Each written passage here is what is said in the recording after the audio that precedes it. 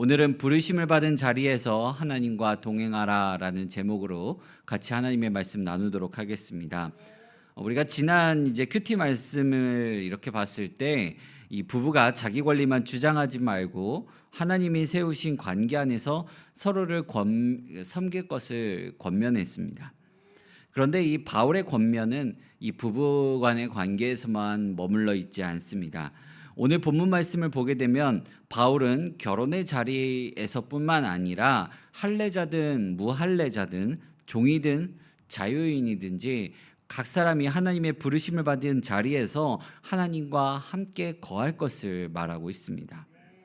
종종 우리는 내가 살아가고 있는 형편, 내 형편이 이 환경 또 내 상황이 조금 나아지면 우리는 믿음 생활을 더 잘할 것으로 여깁니다. 하지만 오늘 본문 말씀은 우리에게 묻습니다. 내가 있어야 할 자리가 정말 어디냐? 아니면 그 자리에서 하나님과 함께 거하지 않는 것이 문제가 아니겠느냐라고 묻습니다. 성도는 환경이 바뀌어야 하나님과 동행하는 사람이 아닙니다. 하나님께서 부르신 그 자리에서 그리스도와 함께 살아가는 자들입니다. 성도들은 내가 살아가고 있는 환경, 상황을 우연으로만 보지 말아야만 합니다. 내 마음에 들지 않는 자리라고 해서 반드시 그 자리가 하나님이 버리신 자리가 아닙니다. 때로는 그 자리에서 하나님께서 나를 빚으시고 또 나를 낮추시고 내가 순종에게 나를 부인하고 주의 말씀을 따라 순종의 길을 갈 수 있도록 하시는 겁니다. 그래서 오늘 본문 17절과 20절에서 바울은 계속해서 반복해서 우리에게 말합니다. 먼저 오직 주께서 각 사람에게 나눠주신 대로 하나님이 각 사람을 부르신 그대로 행하라. 다음으로는 각 사람을 부르심을 받은 그 부르심 그대로 지내라. 이렇게 우리에게 말하고 있습니다. 가정과 직장 또 교회에서의 생활이 내 뜻대로 풀리지 않을 수도 있습니다. 내가 원하는 상황이 아닐 수도 있습니다. 그러나 우리는 항상 그 순간들 속에 그 자리에서 하나님께 물어봐야 합니다. 하나님 왜 저에게 이와 같은 상황을 주셨습니까? 하나님 왜 저에게 왜 이러한 상황을 직면하게 하십니까? 나에게 왜 이런 일이 찾아오게 하셨습니까? 그러면 그 다음에 우리가 주님께 한 번 더 물어야 됩니다. 주님께서 나를 이 자리로 부르셨으니 내가 이 자리에서 어떻게 하나님과 동행해야 되겠습니까? 우리는 하나님과 동행을 외적으로 나타나는 것을 하나님과 동행하느냐 동행하지 않느냐를 판단하는 척도가 되곤 합니다. 물론 이 외적으로 드러나는 것이 중요하지 않다는 것은 아닙니다. 문제는 계속해서 우리가 그 외적인 조건들을 붙들려고 하는 우리의 본성에 있다는 겁니다. 거기에 우리의 문제가 있습니다. 우리의 출신, 배경, 직분, 또 나의 형편, 또 나의 지금 가정의 상태, 내 경제력, 사회적 위치, 내 평판, 이것들을 우리는 항상 붙들려고 합니다. 그리고 여기에 문제가 생기면 내 믿음에도 문제가 생겼다라고 여기곤 합니다. 그러나 바울은 그것들이 신앙의 본질이 아니라고 말합니다. 중요한 것은 오늘 우리가 읽은 이 말씀 가운데 하나님의 계명을 지킬 따름이니라라고 말합니다.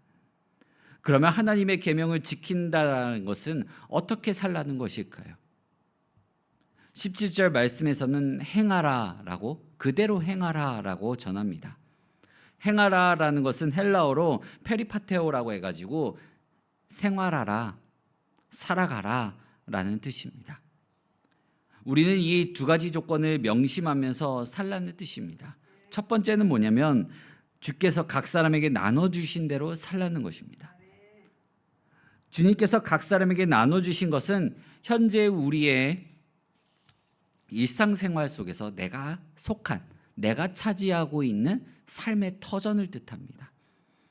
한 가정의 가장과 주부로 살아가곤 합니다. 한 여자의 남편으로, 한 남자의 아내로, 또 자녀들의 아버지와 어머니로 우리는 삶 가운데 내가 자리하고 있는 부분들이 있습니다. 그리고 내가 직장에서 맡고 있는 위치가 있습니다. 우리가 차지하고 있는 그 자리를 거기서 살아가라라는 것입니다. 두 번째로는 각 사람을 부르신 그대로 살라는 것입니다. 여기서 말하는 부르심은 예수님을 믿고 그리스도인이 되었다라는 것을 뜻합니다. 하나님이 값없는 은혜로 우리를 죄와 사망의 권세로부터 구원하셨고 우리를 그렇게 하나님의 백성으로 삼아주셨으니 이제는 하나님의 백성의 마땅한 신분으로 마땅한 모습으로 살아가라라는 것입니다. 이 두 조건을 합하면 그리스도인이 될 때 주어졌던 바로 그 자리, 구원받은 하나님 나라의 백성으로서 합당한 삶을 살아가라는 뜻입니다. 지난 큐티 말씀에서 부부가 자기 권리만 주장하면 가정이 무너진다는 그런 내용들이 있었습니다. 오늘 본문도 같은 원리를 제공합니다. 성도는 자기 조건만, 내 상황의 형편만 주장하는 사람이 아닙니다. 나는 이런 사람이니까, 나는 원래 이런 사람이니까, 나는 이런 형편 속에 살아가니까, 나는 이런 대우를 받아야 되니까 라고 말하기 전에 하나님, 이 자리에서 당신이 주님께서 원하시는 순종이 무엇입니까? 우리는 물어야 합니다. 17절 말씀은 시대와 문화를 초월해서 모든 성도들이 또 모든 교회들이 들어야 할 일반적인 신앙 원리에 대해서 말합니다. 이 일반적인 원리는 할례자든 무할례자든 막론하고 모든 성도들이 관심을 갖고 따라야 하는 하나님의 계명을 지키는 삶인 것입니다. 바울은 이것을 모든 교회에게 지킬 것을 17절에서 명령합니다. 여기서 더 나아가 바울은 종으로 부르심을 받았다 하더라도 염려하지 말라라고 말합니다. 17절 이후에는 너가 할례자든 무할례자든 상관이 없다. 20절에서는 당신이 종이든 자유인이든 염려하지 말라라고 전합니다. 마치 20절 말씀은 다시 17절의 그 말씀을 떠올리게 만드는 것 같습니다. 바울은 반복해서 이 말을 전하며 사회적인 신분이 당신이 노예일지라도 주님을 믿고 그리스도인이 되었다면 그때부터 영적으로 자유인이 되었다라고 전합니다. 당시 노예제도, 특히 고린도 지역에서 이 노예제도는 이 노예제도에 대해서 조금 알 필요가 있습니다. 고린도 지역에서 노예가 처한 상황은 어떤 주인을 만나느냐에 따라 형편이 굉장히 달랐습니다. 그중 노예를 소유하고 있는 많은 사람들, 고린도 지역에서 또 노예를 가지고 있는 수많은 사람들은 일을 잘하고 충성스러운 노예들을 굉장히 잘 대해 주었습니다. 왜 잘 대해 줬냐면요, 그렇게 일 잘하고 또한 충성스러운 종을 잘해주는 것을 그들의 명예로 여기는 문화가 있었기 때문에 그렇습니다. 그래서 똑같은 노예라고 하더라도요, 어떤 일을 하느냐, 어떤 주인을 만나느냐에 따라 대우가 달랐습니다. 그래서 노예들이 보통 7년 정도 노예 생활을 하게 되면 자유를 얻었고요. 보통 이 형편이 안 돼서 노예를 자처했던 사람들 중에서도 30대가 되면은 자유를 얻게 되었습니다.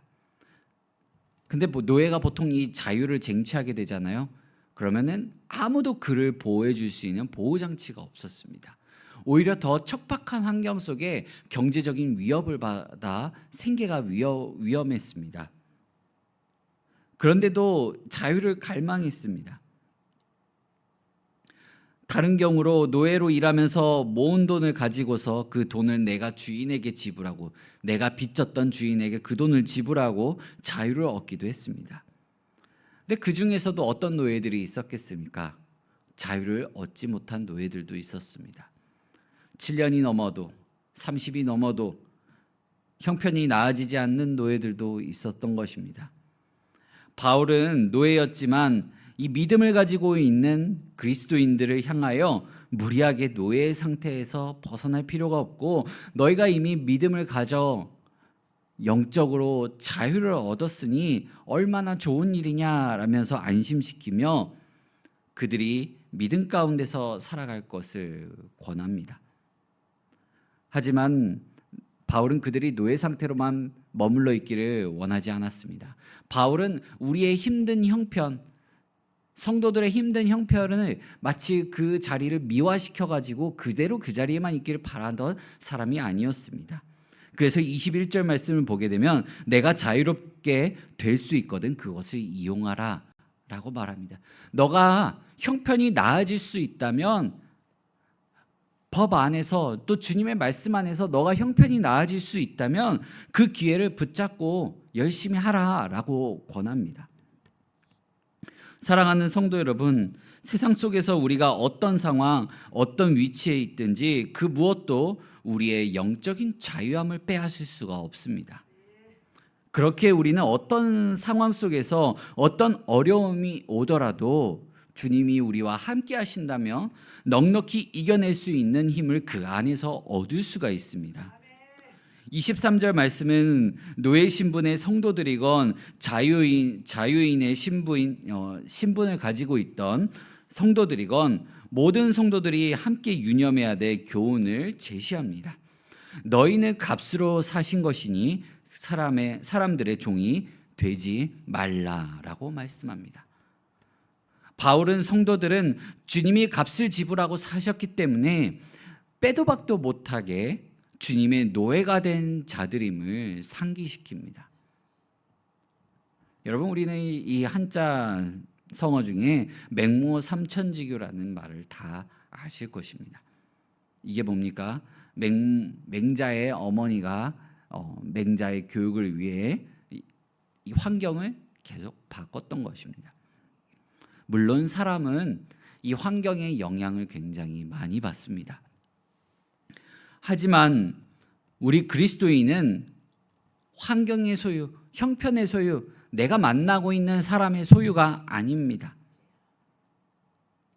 물론 우리가 어느 직장에 소속될 수는 있습니다. 그렇다고 해서 나라고 하는 존재 자체가 회사의 소유가 아닙니다. 우리를 돈으로 주고 고용할 수 있지만 우리의 생명을 살 수 있는 것은 아닙니다. 하지만 주님은 우리를 자기의 생명으로 우리를 사셨습니다. 죄인된 우리는 그렇게 주님의 값으로 사신 바 되었지만 여전히 우리 안에 있는 이 죄악된 본성이 우리를 노예의 자리로 만들려고 합니다. 세상의 노예, 사람의 노예, 수많은 이 세상 속에 있는 기준들과 문화의 노예들로 우리를 만들려고 합니다. 팀 켈러 목사님의 내가 만든 신에서 온갖 우리의 우상을 우리에게 보여주고 우리가 그 우상들의 노예로 살아가려고 한다는, 우상으로 삼으려고 한다는 것을 보여줍니다. 성공의 노예, 돈의 노예, 명예의 노예, 자녀들의 노예, 사랑 등의 노예로 우리를 계속 옭아맨다는 것입니다. 그거를 우리의 힘으로 이길 수가 없습니다. 그걸 우리의 힘으로 절제할 수가 없습니다. 그럼 뭐가 되어야 되냐면 예수님으로 그 자리를 대체해야 합니다. 그래야지만 우리가 노예가 되지 않는 삶, 예수님의 값으로 사신받은 성도의 삶을 살아갈 수가 있는 것입니다. 그리스도께서 우리를 값으로 사셨다면 우리는 더 이상 상황과 환경과 형편과 또 이 사람들에게 끌려다니지 않고 하나님과 함께 살아가는 삶을 살아가야 되는 것입니다. 바울은 우상이 창궐하는 세상 속에서 그냥 마냥 버티라고만 말하지 않습니다. 그냥 참으라고 말하지는 않습니다. 그냥 받아들이고 체념하면서 살라고 말하지 않습니다. 24절 말씀은 형제들아 너희는 각각 부르심을 받은 그대로 하나님과 함께 거하라 라고 말합니다. 내가 살아가고 있는 그 현장, 내가 살아가고 있는 그 삶에서 하나님과 함께 거하라, 하나님과 함께 거하라 라고 말합니다. 우리의 능력은 내가 살아가는 환경에 있지 않습니다. 내가 가진 것에 있지 않습니다. 내 형편이 바뀌는 데서 오지 않습니다. 하나님과 함께하는 데서, 하나님과 함께 동행하는 데서 오는 것입니다. 사랑하는 성도 여러분, 오늘 본문 말씀은 성도가 처한 상황이나 환경을 절대화하거나 부정하지 않습니다. 하나님께서 부르신 자리에서 예수님께 속한 사람으로 살아가야 함을 가르치고 있습니다. 바울은 할례와 무할례, 종과 자유인의 차이를 예로 들면서 외적인 조건보다 중요한 것은 하나님의 계명을 지키는 삶이라고, 하나님과 함께하는 삶이라고 말하고 있습니다. 왜냐하면 우리는 예수 그리스도의 값으로 사심받은 주님의 것이기 때문에 그렇습니다. 여기서 우리는 정당한 방법으로 얻을 수 있는 것이 있다면 더 나은 자리로 나아갈 수 있도록 열심히 그리고 성실히 살아야 합니다. 그러나 이런 노력들과 더불어 우리는 두 가지 점을 유의해야만 합니다. 첫 번째는 이런 노력이 주님을 기쁘시게 하기보다는 나 자신의 이기적인 목적을 성취하는 그런 집착은 아닌지 살펴보아야 하는 것입니다. 두 번째는 더 나은 자리를 얻기까지 주님을 보다 잘 섬기려는 노력을 미루어서는 안 된다는 것입니다. 왜냐하면 먼저 우리는 그 사실을 알아야만 합니다. 나의 주인이 그리스도이심을 알아야만 되는 것입니다. 현재 나에게 주어진 자리도 주님께서 주신 소중한 자리라고 생각하면 기회가 주님을 섬기는 마지막 시간이 될 수도 있습니다. 나에게 주어진 모든 기회가, 모든 하루와 모든 순간들이 주님을 섬길 수 있는 마지막 시간이 될지도 모른다는 마음으로 최선을 다해야만 합니다. 그러므로 성도는 환경이 바뀌어야 하나님과 동행하는 것이 아닙니다. 지금 부르심을 받은 바로 그 자리에서 하나님과 함께 해야 합니다. 비록 세상적으로 더 나은 자리에는 오르지 못했다고 하더라도 현재 나에게 주어진 자리에서 힘을 다하여 주님을 섬기는 삶을 살았다면 그 사람은 누구보다도 성공적인 삶을 산 것입니다. 이것이 바로 우리의 정체성입니다. 우리는 그리스도께서 값으로 사신 자들입니다. 사랑하는 성도 여러분, 여러분이 지금 부르심을 받은 그 자리에서 하나님과 함께 동행하시기를 간절히 소망합니다. 이 시간 기도하실 때 내가